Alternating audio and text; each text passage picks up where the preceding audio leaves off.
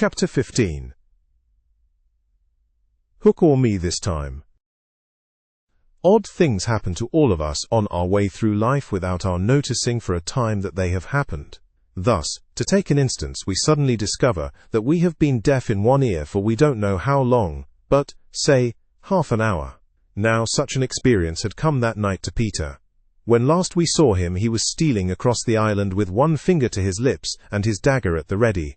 He had seen the crocodile pass by without noticing anything peculiar about it. But by and by, he remembered that it had not been ticking. At first he thought this eerie, but soon concluded rightly that the clock had run down. Without giving a thought to what might be the feelings of a fellow creature thus abruptly deprived of its closest companion, Peter began to consider how he could turn the catastrophe to his own use. And he decided to tick, so that wild beasts should believe he was the crocodile and let him pass unmolested. He ticked superbly, but with one unforeseen result. The crocodile was among those who heard the sound, and it followed him, though whether with the purpose of regaining what it had lost, or merely as a friend under the belief that it was again ticking itself, will never be certainly known, for, like slaves to a fixed idea, it was a stupid beast. Peter reached the shore without mishap, and went straight on, his legs encountering the water as if quite unaware that they had entered a new element. Thus many animals pass from land to water, but no other human of whom I know. As he swam, he had but one thought. Hook or me this time? He had ticked so long that he now went on ticking without knowing that he was doing it. Had he known, he would have stopped, for to board the brig by help of the tick, though an ingenious idea, had not occurred to him. On the contrary, he thought he had scaled her side as noiseless as a mouse, and he was amazed to see the pirates cowering from him, with Hook in their midst as abject as if he had heard the crocodile. The crocodile? No sooner did Peter remember it than he heard the ticking. At first he thought the sound did come from the crocodile, and he looked behind him swiftly. Then he realized that he was doing it himself, and in a flash he understood the situation. How clever of me, he thought at once, and signed to the boys not to burst into applause. It was at this moment that Ed Tengte, the quartermaster, emerged from the forecastle and came along the deck. Now, reader, time what happened by your watch. Peter struck true and deep. John clapped his hands on the ill-fated pirate's mouth to stifle the dying groan. He fell forward. 4 boys caught him to prevent the thud. Peter gave the signal, and the carrion was cast overboard. There was a splash, and then silence. How long has it taken? 1. Slightly had begun to count. None too soon Peter, every inch of him on tiptoe, vanished into the cabin. For more than one pirate was screwing up his courage to look round. They could hear each other's distressed breathing now, which showed them that the more terrible sound had passed. It's gone, Captain, Smee said, wiping off his spectacles. All still again. Slowly Hook let his head emerge from his ruff, and listened so intently that he could have caught the echo of the tick. There was not a sound, and he drew himself up firmly to his full height. Then here's to Johnny Plank, he cried brazenly, hating the boys more than ever because they had seen him unbend. He broke into the villainous ditty. Yo ho, the frisky plank, you walks along it so, till it goes down and you goes down to Davy Jones below. To terrorize the prisoners the more, though with a certain loss of dignity, he danced along an imaginary plank, grimacing at them as he sang. And when he finished he cried, Do you want a touch of the cat before you walk the plank? At that they fell on their knees. No, no, they cried so piteously that every pirate smiled. Fetch the cat, Jukes, said Hook. It's in the cabin. The cabin? Peter was in the cabin. The children gazed at each other. Aye, aye, said Jukes blithely, and he strode into the cabin. They followed him with their eyes. They scarce knew that Hook had resumed his song, his dogs joining in with him. Yo ho, the scratching cat, its tail's a 9, you know, and when they're writ upon your back. What was the last line will never be known, for of a sudden the song was stayed by a dreadful screech from the cabin. It wailed through the ship, and died away. Then was heard a crowing sound which was well understood by the boys, but to the pirates was almost more eerie than the screech. "What was that?" cried Hook. "Two," said slightly solemnly. The Italian Cecco hesitated for a moment, and then swung into the cabin. He tottered out, haggard. "What's the matter with Bill Jukes, you dog?" hissed Hook, towering over him.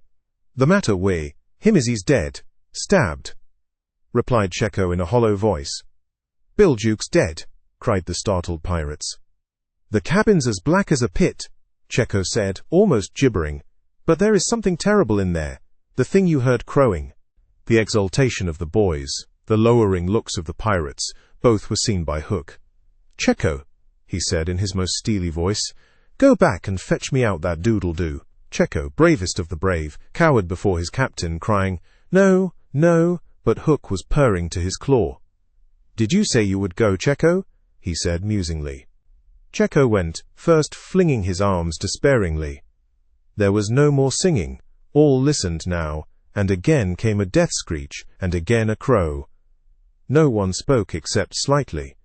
"Three," he said. Hook rallied his dogs with a gesture. "'Sdeath and odds fish," he thundered.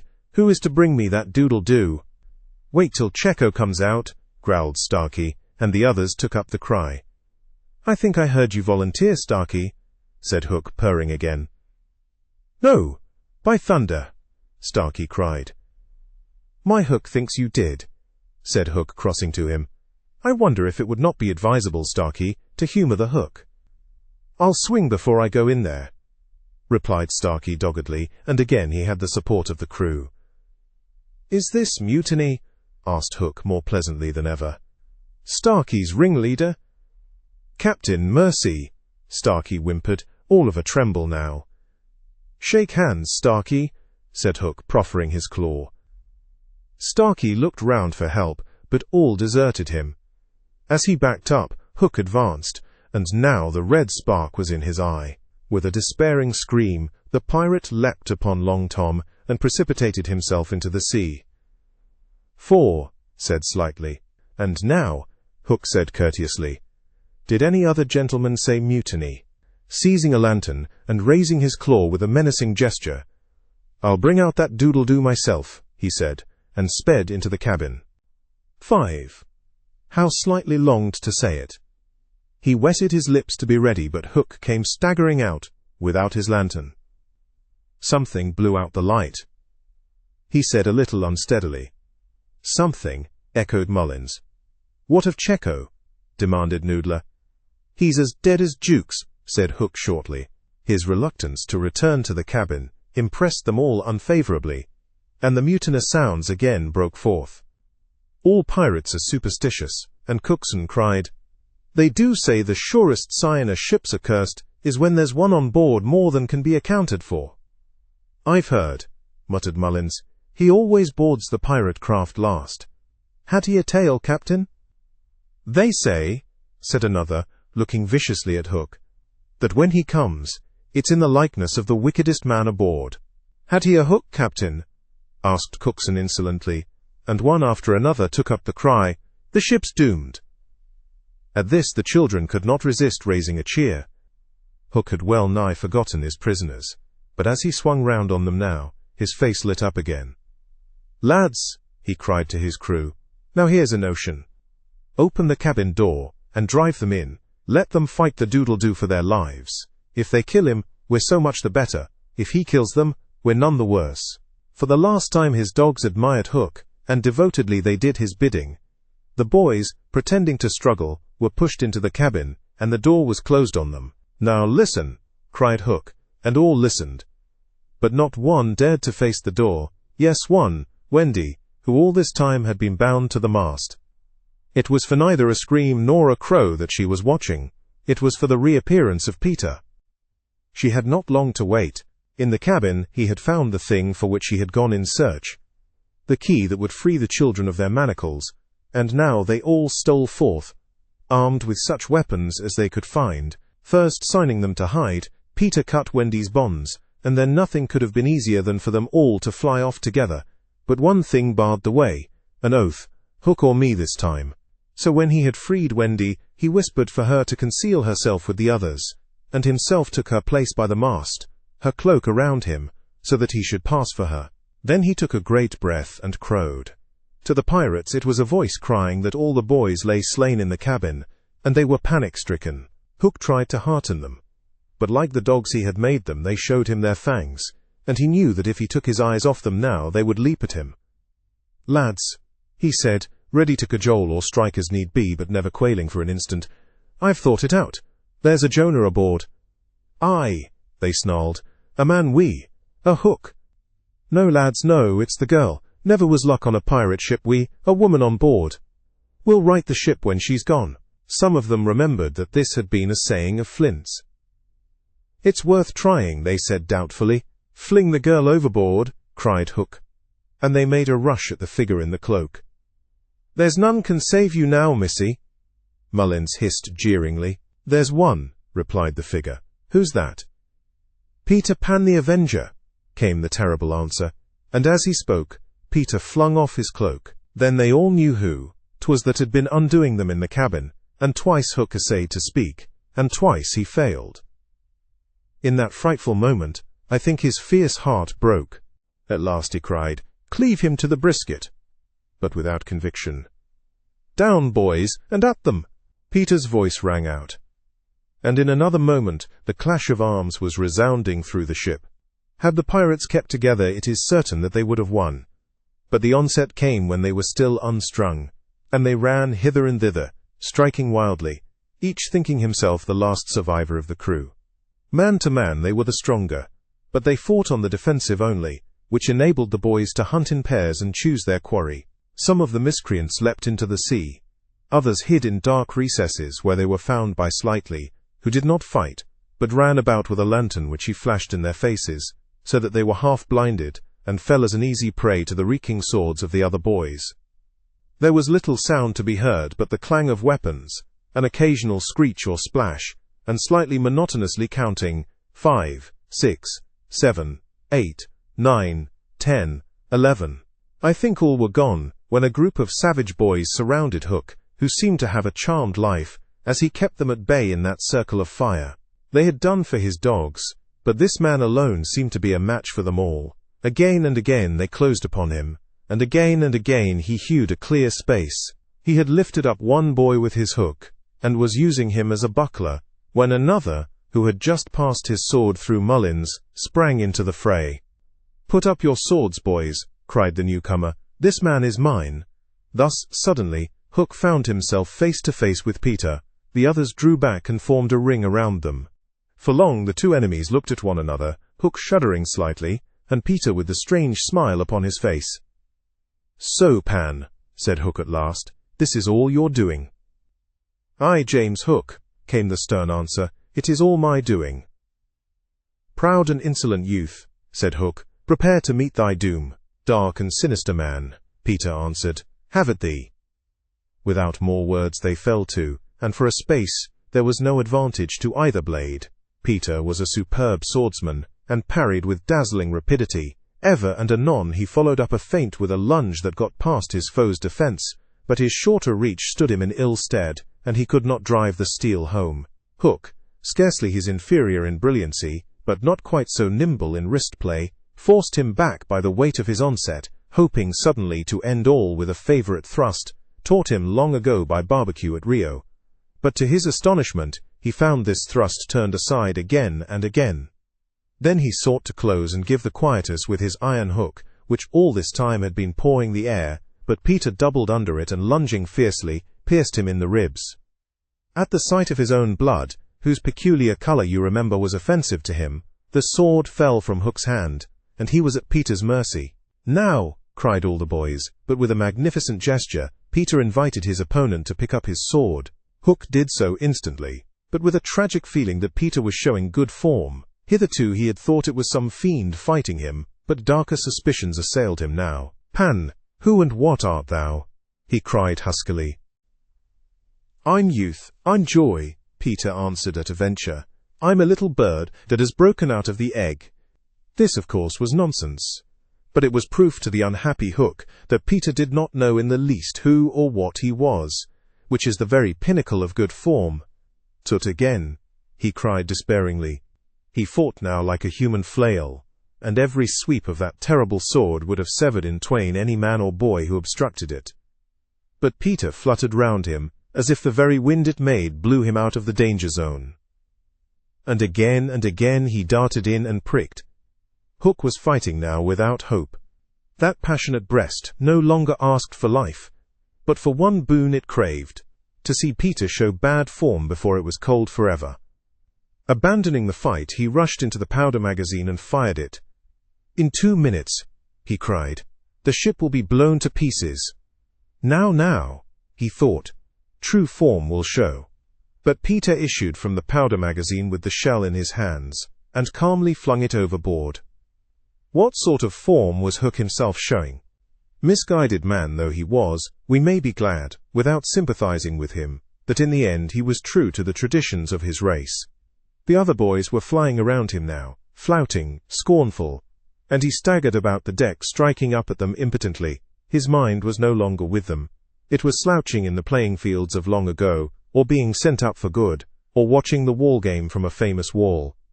And his shoes were right, and his waistcoat was right, and his tie was right, and his socks were right. James Hook, thou not wholly unheroic figure, farewell, for we have come to his last moment. Seeing Peter slowly advancing upon him through the air with dagger poised, he sprang upon the bulwarks to cast himself into the sea. He did not know that the crocodile was waiting for him, for we purposely stopped the clock that this knowledge might be spared him. A little mark of respect from us at the end. He had one last triumph, which I think we need not grudge him. As he stood on the bulwark looking over his shoulder at Peter gliding through the air, he invited him with a gesture to use his foot. It made Peter kick instead of stab. At last Hook had got the boon for which he craved. "Bad form," he cried jeeringly, and went content to the crocodile. Thus perished James Hook. 17.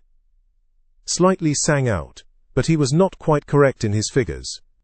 15 paid the penalty for their crimes that night, but 2 reached the shore. Starkey to be captured by the Redskins, who made him nurse for all their papooses, a melancholy come-down for a pirate. And Smee, who henceforth wandered about the world in his spectacles, making a precarious living by saying he was the only man that Jas Hook had feared. Wendy, of course, had stood by, taking no part in the fight, though watching Peter with glistening eyes, but now that all was over she became prominent again. She praised them equally and shuddered delightfully when Michael showed her the place where he had killed one, and then she took them into Hook's cabin and pointed to his watch, which was hanging on a nail. It said 1:30. The lateness of the hour was almost the biggest thing of all. She got them to bed in the Pirates' bunks pretty quickly, you may be sure. All but Peter, who strutted up and down on the deck, until at last he fell asleep by the side of Long Tom. He had one of his dreams that night, and cried in his sleep for a long time, and Wendy held him tightly. Chapter 16. The Return Home.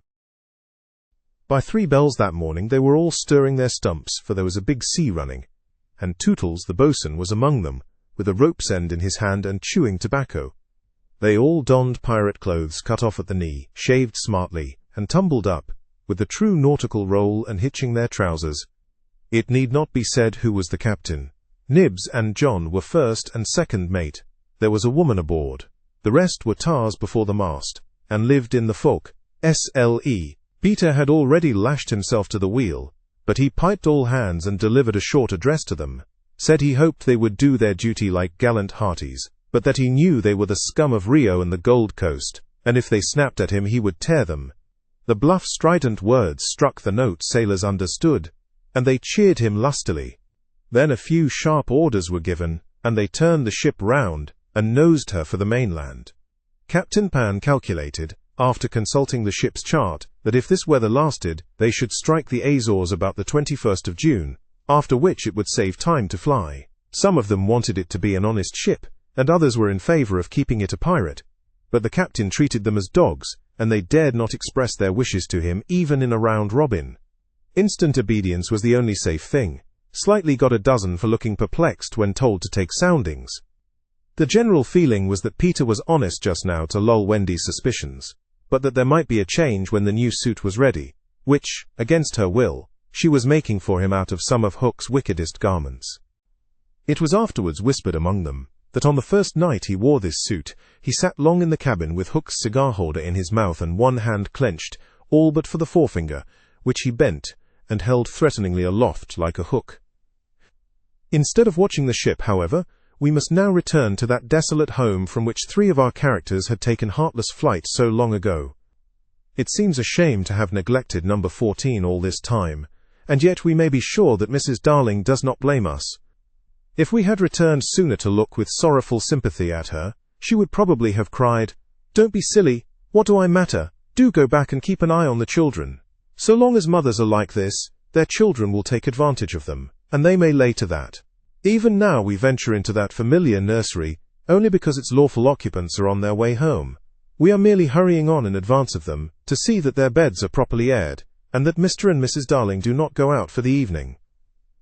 We are no more than servants. Why on earth should their beds be properly aired, seeing that they left them in such a thankless hurry? Would it not serve them jolly well right if they came back and found that their parents were spending the weekend in the country? It would be the moral lesson they have been in need of ever since we met them. But if we contrived things in this way, Mrs. Darling would never forgive us. One thing I should like to do immensely, and that is to tell her, in the way authors have, that the children are coming back, that indeed they will be here on Thursday week. This would spoil so completely the surprise to which Wendy and John and Michael are looking forward. They have been planning it out on the ship. Mother's rapture, father's shout of joy, Nana's leap through the air to embrace them first, when what they ought to be prepared for is a good hiding. How delicious to spoil it all by breaking the news in advance, so that when they enter grandly, Mrs. Darling may not even offer Wendy her mouth, and Mr. Darling may exclaim pettishly, "Dash it all, here are those boys again." However, we should get no thanks even for this. We are beginning to know Mrs. Darling by this time, and may be sure that she would upbraid us for depriving the children of their little pleasure. But, my dear madam, it is 10 days till Thursday week, so that by telling you what's what, we can save you 10 days of unhappiness. Yes, but at what a cost? By depriving the children of 10 minutes of delight. Oh, if you look at it in that way. What other way is there in which to look at it? You see, the woman had no proper spirit. I had meant to say extraordinarily nice things about her, but I despise her, and not one of them will I say now. She does not really need to be told to have things ready, for they are ready. All the beds are aired, and she never leaves the house, and observe, the window is open. For all the use we are to her, we might well go back to the ship. However, as we are here, we may as well stay, and look on. That is all we are, lookers on. Nobody really wants us. So let us watch and say jaggy things, in the hope that some of them will hurt. The only change to be seen in the night nursery is that between 9 and 6, the kennel is no longer there. When the children flew away, Mr. Darling felt in his bones that all the blame was his for having chained Nana up, and that from first to last she had been wiser than he. Of course, as we have seen, he was quite a simple man. Indeed, he might have passed for a boy again if he had been able to take his baldness off. But he had also a noble sense of justice, and a lion's courage to do what seemed right to him. And having thought the matter out with anxious care after the flight of the children, he went down on all fours, and crawled into the kennel. To all Mrs. Darling's dear invitations to him to come out, he replied sadly but firmly, "No, my own one, this is the place for me." In the bitterness of his remorse he swore that he would never leave the kennel until his children came back. Of course this was a pity, but whatever Mr. Darling did he had to do in excess, otherwise he soon gave up doing it. And there never was a more humble man than the once proud George Darling, as he sat in the kennel of an evening talking with his wife of their children, and all their pretty ways. Very touching was his deference to Nana. He would not let her come into the kennel, but on all other matters he followed her wishes implicitly. Every morning the kennel was carried with Mr. Darling in it to a cab, which conveyed him to his office, and he returned home in the same way at 6. Something of the strength of character of the man will be seen if we remember how sensitive he was to the opinion of neighbors, this man whose every movement now attracted surprised attention. Inwardly he must have suffered torture, but he preserved a calm exterior even when the young criticized his little home, and he always lifted his hat courteously to any lady who looked inside. It may have been quixotic, but it was magnificent. Soon the inward meaning of it leaked out, and the great heart of the public was touched. Crowds followed the cab, cheering it lustily. Charming girls scaled it to get his autograph. Interviews appeared in the better class of papers, and society invited him to dinner and added, "Do come in the kennel." On that eventful Thursday week, Mrs. Darling was in the night nursery, awaiting George's return home, a very sad-eyed woman. Now that we look at her closely, and remember the gaiety of her in the old days, all gone now just because she has lost her babes, I find I won't be able to say nasty things about her after all. If she was too fond of her rubbishy children, she couldn't help it. Look at her in her chair, where she has fallen asleep. The corner of her mouth, where one looks first, is almost withered up. Her hand moves restlessly on her breast, as if she had a pain there. Some like Peter best, and some like Wendy best, but I like her best. Suppose, to make her happy, we whisper to her in her sleep that the brats are coming back. They are really within 2 miles of the window now, and flying strong, but all we need whisper is that they are on the way. Let's. It is a pity we did it, for she has started up, calling their names, and there is no one in the room but Nana. Oh, Nana! I dreamt my dear ones had come back. Nana had filmy eyes, but all she could do was put her paw gently on her mistress's lap, and they were sitting together thus, when the kennel was brought back. As Mr. Darling puts his head out to kiss his wife, we see that his face is more worn than of yore but has a softer expression. He gave his hat to Liza, who took it scornfully, for she had no imagination, and was quite incapable of understanding the motives of such a man. Outside, the crowd who had accompanied the cab home were still cheering, and he was naturally not unmoved. "Listen to them," he said. "It is very gratifying." "Lots of little boys," sneered Liza. "There were several adults today," he assured her with a faint flush. But when she tossed her head, he had not a word of reproof for her. Social success had not spoilt him, it had made him sweeter. For some time he sat with his head out of the kennel, talking with Mrs. Darling of this success, and pressing her hand reassuringly when she said she hoped his head would not be turned by it. "But if I had been a weak man," he said. "Good heavens, if I had been a weak man." "And George," she said timidly, "you are as full of remorse as ever, aren't you?" "Full of remorse as ever, dearest.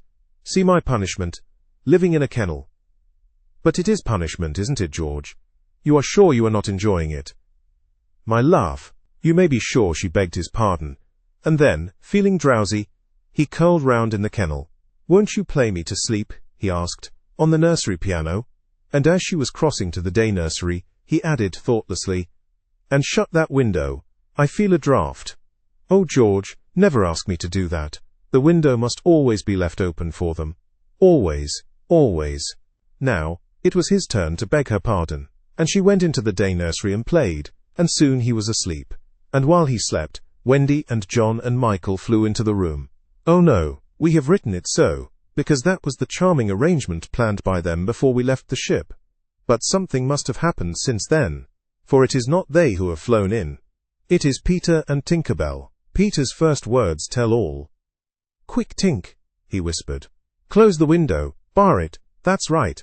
Now you and I must get away by the door, and when Wendy comes she will think her mother's barred her out, and she will have to go back with me." Now I understand what had hitherto puzzled me.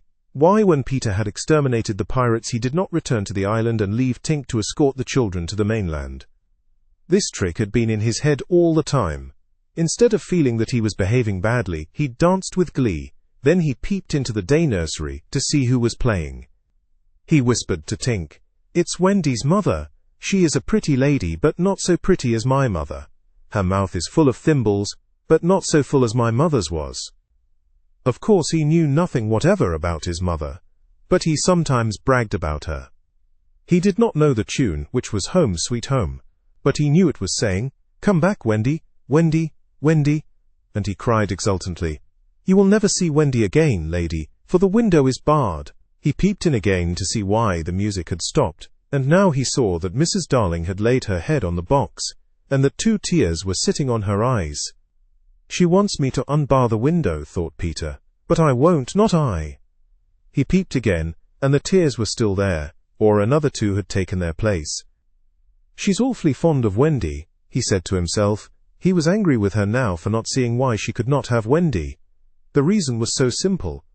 "I'm fond of her too. We can't both have her, lady." But the lady would not make the best of it, and he was unhappy. He ceased to look at her, but even then she would not let go of him. He skipped about and made funny faces, but when he stopped it was just as if she were inside him, knocking. "Oh, all right," he said at last, and gulped. Then he unbarred the window. "Come on, Tink," he cried with a frightful sneer at the laws of nature.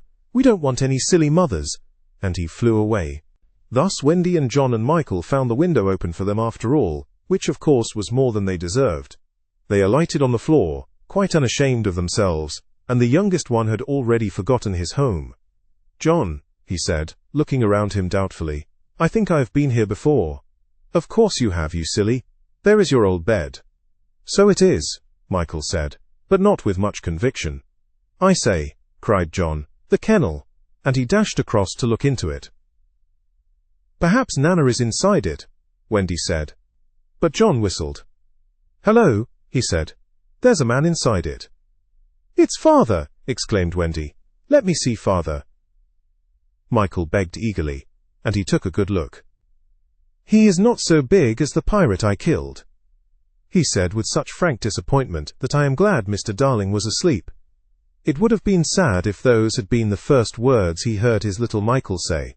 Wendy and John had been taken aback somewhat at finding their father in the kennel. "Surely," said John like one who had lost faith in his memory, "he used not to sleep in the kennel." "John," Wendy said falteringly, "perhaps we don't remember the old life as well as we thought we did." A chill fell upon them. And serve them right. "It is very careless of Mother," said that young scoundrel John, "not to be here when we come back." It was then that Mrs. Darling began playing again. "It's Mother!"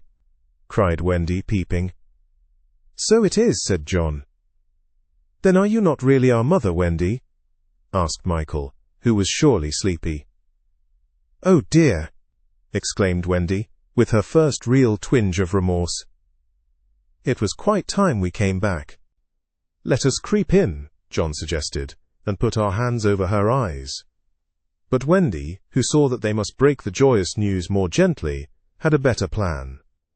"Let us all slip into our beds, and be there when she comes in, just as if we had never been away."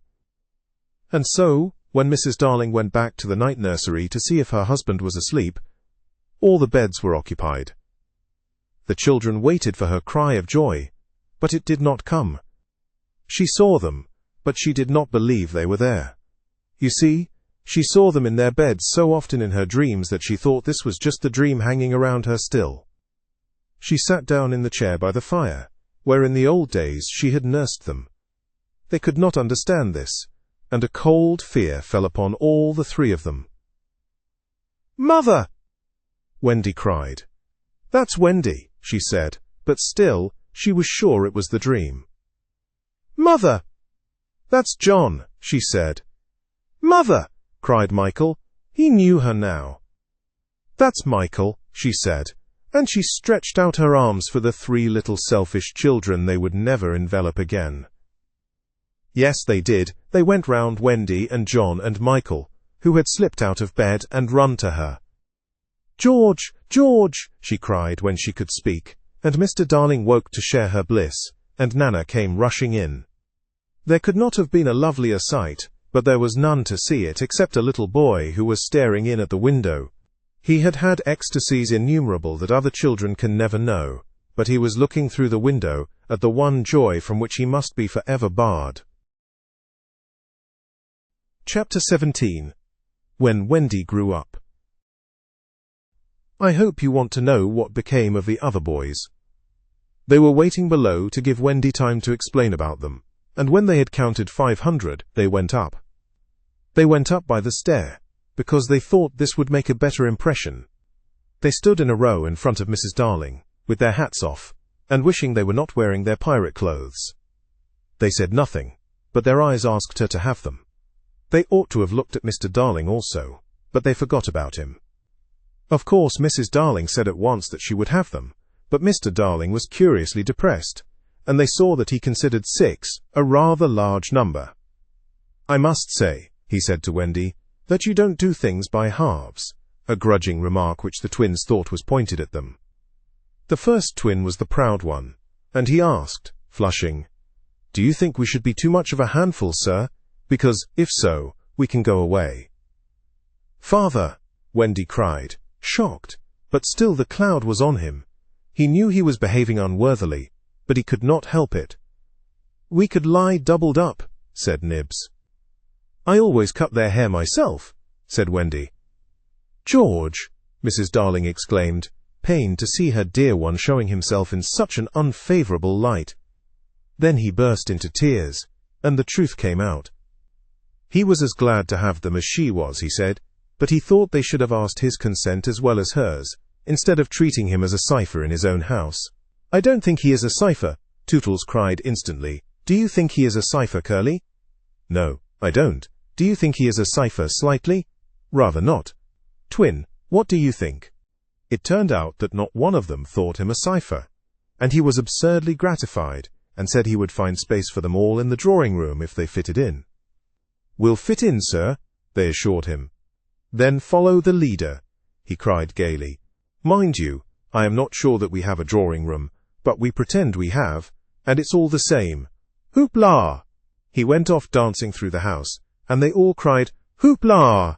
and danced after him, searching for the drawing room, and I forget whether they found it, but at any rate, they found corners, and they all fitted in. As for Peter, he saw Wendy once again before he flew away. He did not exactly come to the window, but he brushed against it in passing so that she could open it if she liked and call to him. That is what she did. "Hello, Wendy, goodbye," he said. "Oh dear, are you going away?" "Yes."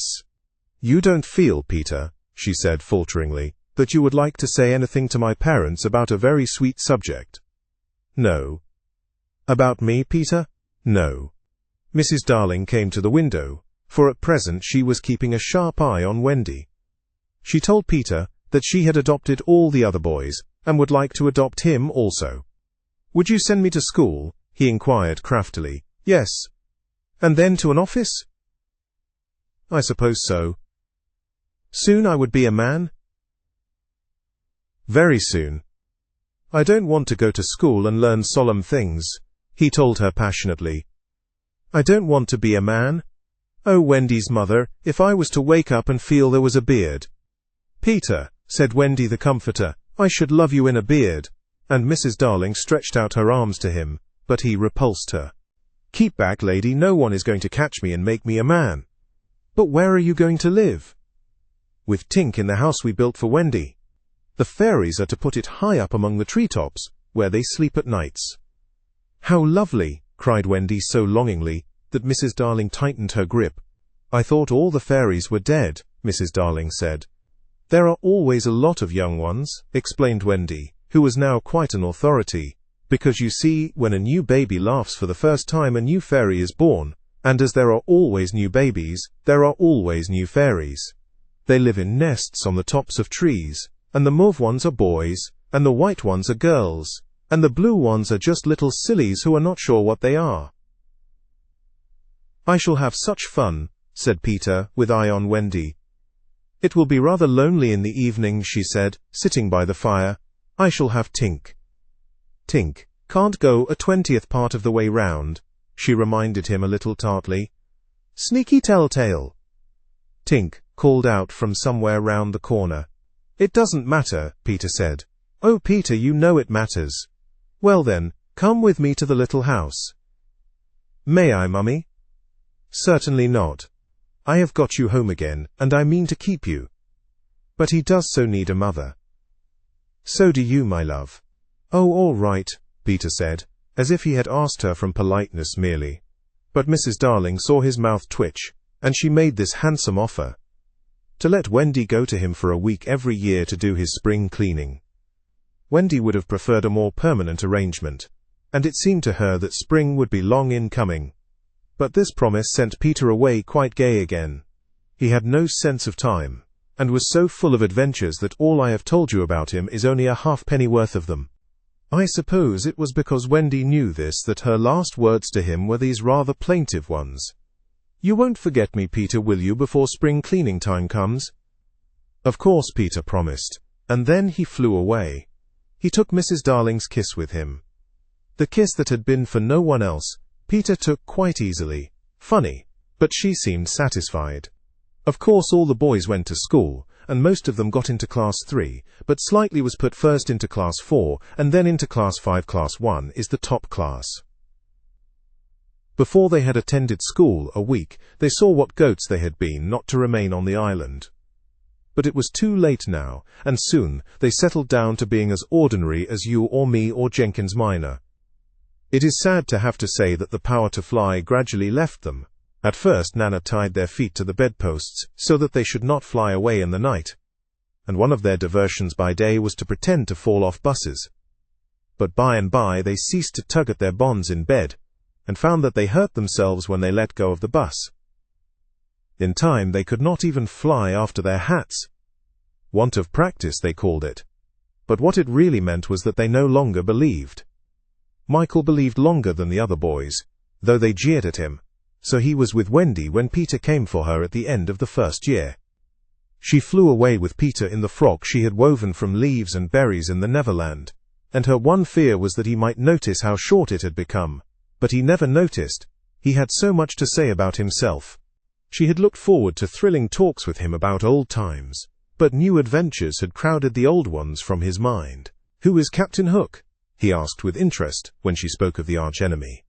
"Don't you remember?" she asked, amazed. "How you killed him and saved all our lives?" "I forget them after I kill them," he replied carelessly. When she expressed a doubtful hope that Tinker Bell would be glad to see her, he said, "Who is Tinker Bell?" "Oh, Peter," she said, shocked. But even when she explained, he could not remember. "There are such a lot of them," he said. "I expect she is no more." I expect he was right, for fairies don't live long, but they are so little that a short time seems a good while to them. Wendy was pained too, to find that the past year was but as yesterday to Peter. It had seemed such a long year of waiting to her, but he was exactly as fascinating as ever, and they had a lovely spring cleaning in the little house on the treetops. Next year he did not come for her. She waited in a new frock because the old one simply would not meet, but he never came. "Perhaps he is ill," Michael said. "You know he is never ill." Michael came close to her and whispered with a shiver, "Perhaps there is no such person, Wendy." And then Wendy would have cried if Michael had not been crying. Peter came next spring cleaning, and the strange thing was that he never knew he had missed a year. That was the last time the girl Wendy ever saw him. For a little longer she tried for his sake not to have growing pains, and she felt she was untrue to him when she got a prize for general knowledge. But the years came and went without bringing the careless boy, and when they met again, Wendy was a married woman, and Peter was no more to her than a little dust in the box in which she had kept her toys. Wendy was grown up. You need not be sorry for her. She was one of the kind that likes to grow up. In the end, she grew up of her own free will a day quicker than other girls. All the boys were grown up and done for by this time, so it is scarcely worthwhile saying anything more about them. You may see the twins and Nibs and Curly any day going to an office, each carrying a little bag and an umbrella. Michael is an engine driver. Slightly married a lady of title, and so he became a lord. You see that judge in a wig coming out at the iron door? That used to be Tootles. The bearded man who doesn't know any story to tell his children was once John. Wendy was married in white with a pink sash. It is strange to think that Peter did not alight in the church and forbid the banns. Years rolled on again, and Wendy had a daughter. This ought not to be written in ink, but in a golden splash. She was called Jane, and always had an odd inquiring look, as if from the moment she arrived on the mainland she wanted to ask questions. When she was old enough to ask them, they were mostly about Peter Pan. She loved to hear of Peter, and Wendy told her all she could remember in the very nursery from which the famous flight had taken place. It was Jane's nursery now, for her father had bought it at the 3% from Wendy's father, who was no longer fond of stairs. Mrs. Darling was now dead and forgotten. There were only 2 beds in the nursery now, Jane's and her nurse's, and there was no kennel, for Nana also had passed away. She died of old age, and at the end she had been rather difficult to get on with, being very firmly convinced that no one knew how to look after children except herself. Once a week Jane's nurse had her evening off, and then it was Wendy's part to put Jane to bed. That was the time for stories. It was Jane's invention to raise the sheet over her mother's head and her own, thus making a tent, and in the awful darkness to whisper, "What do we see now?" "I don't think I see anything tonight," says Wendy, with a feeling that if Nana were here she would object to further conversation.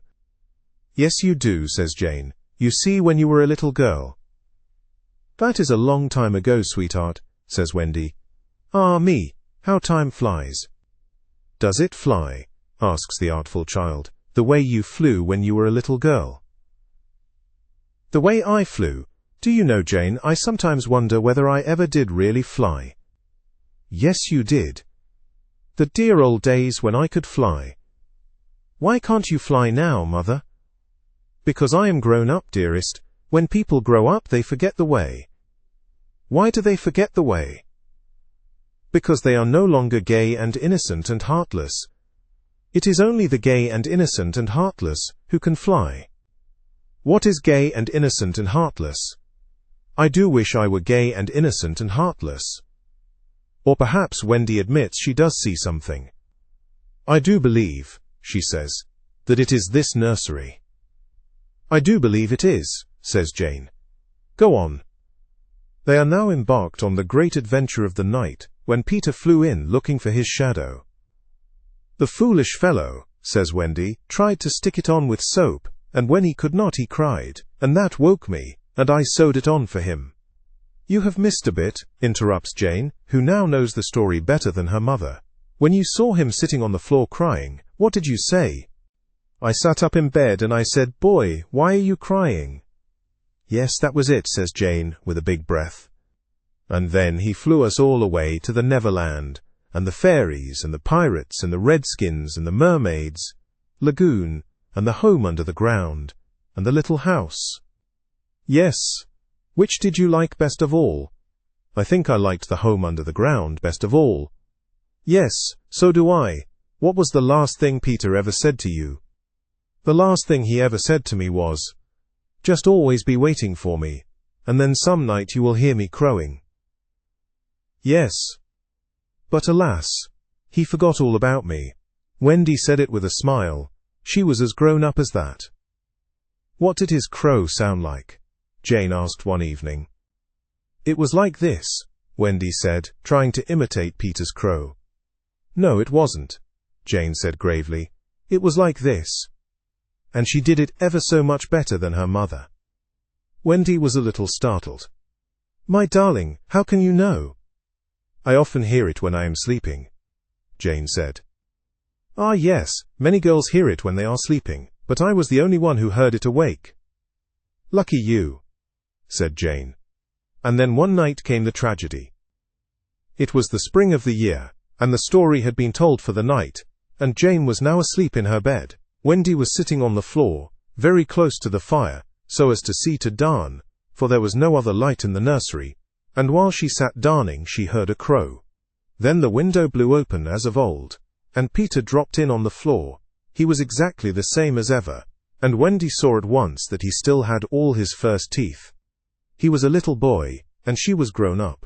She huddled by the fire, not daring to move, helpless and guilty, a big woman. "Hello, Wendy," he said, not noticing any difference, for he was thinking chiefly of himself, and in the dim light her white dress might have been the nightgown in which he had seen her first. "Hello, Peter," she replied faintly, squeezing herself as small as possible. Something inside her was crying, "Woman, woman, let go of me!" "Hello, where is John?" he asked, suddenly missing the third bed. "John is not here now," she gasped. "Is Michael asleep?" he asked, with a careless glance at Jane. "Yes," she answered, and now she felt that she was untrue to Jane as well as to Peter. "That is not Michael," she said quickly, lest a judgment should fall on her. Peter looked. "Hello, is it a new one?" "Yes." "Boy or girl?" "Girl." Now surely he would understand, but not a bit of it. "Peter," she said, faltering, "are you expecting me to fly away with you?" "Of course, that is why I have come," he added a little sternly. "Have you forgotten that this is spring cleaning time?" She knew it was useless to say that he had let many spring cleaning times pass. "I can't come," she said apologetically. "I have forgotten how to fly." "I'll soon teach you again." "Oh, Peter, don't waste the fairy dust on me." She had risen, and now at last a fear assailed him. "What is it?" he cried, shrinking. "I will turn up the light," she said, "and then you can see for yourself." For almost the only time in his life that I know of, Peter was afraid. "Don't turn up the light," he cried. She let her hands play in the hair of the tragic boy. She was not a little girl heartbroken about him. She was a grown woman smiling at it all, but they were wet-eyed smiles. Then she turned up the light, and Peter saw. He gave a cry of pain, and when the tall, beautiful creature stooped to lift him in her arms, he drew back sharply. "What is it?" he cried again. She had to tell him. "I am old, Peter. I am ever so much more than 20. I grew up long ago." "You promised not to." "I couldn't help it." "I am a married woman, Peter." "No, you're not." "Yes, and the little girl in the bed is my baby." "No, she's not." But he supposed she was, and he took a step towards the sleeping child, with his dagger upraised. Of course he did not strike. He sat down on the floor instead, and sobbed, and Wendy did not know how to comfort him, though she could have done it so easily once. She was only a woman now, and she ran out of the room to try to think. Peter continued to cry, and soon his sobs woke Jane. She sat up in bed, and was interested at once. "Boy," she said, "why are you crying?" Peter rose and bowed to her, and she bowed to him from the bed. "Hello," he said. "Hello," said Jane. "My name is Peter Pan," he told her. "Yes, I know. I came back for my mother," he explained. "To take her to the Neverland." "Yes, I know," Jane said. "I have been waiting for you." When Wendy returned diffidently, she found Peter sitting on the bedpost crowing gloriously, while Jane in her nightie was flying round the room in solemn ecstasy. "She is my mother," Peter explained, and Jane descended and stood by his side, with the look in her face that he liked to see on ladies when they gazed at him. "He does so need a mother," Jane said. "Yes, I know," Wendy admitted rather forlornly. "No one knows it so well as I." "Goodbye," said Peter to Wendy, and he rose in the air. And the shameless Jane rose with him. It was already her easiest way of moving about. Wendy rushed to the window. "No, no," she cried. "It is just for spring cleaning time," Jane said. "He wants me always to do his spring cleaning." "If only I could go with you," Wendy sighed. "You see, you can't fly," said Jane. Of course, in the end, Wendy let them fly away together. Our last glimpse of her shows her at the window, watching them receding into the sky, until they were as small as stars. As you look at Wendy, you may see her hair becoming white, and her figure little again, for all this happened long ago. Jane is now a common grown-up, with a daughter called Margaret, and every spring cleaning time, except when he forgets, Peter comes for Margaret, and takes her to the Neverland, where she tells him stories about himself, to which he listens eagerly. When Margaret grows up, she will have a daughter, who is to be Peter's mother in turn, and thus it will go on, so long as children are gay and innocent and heartless.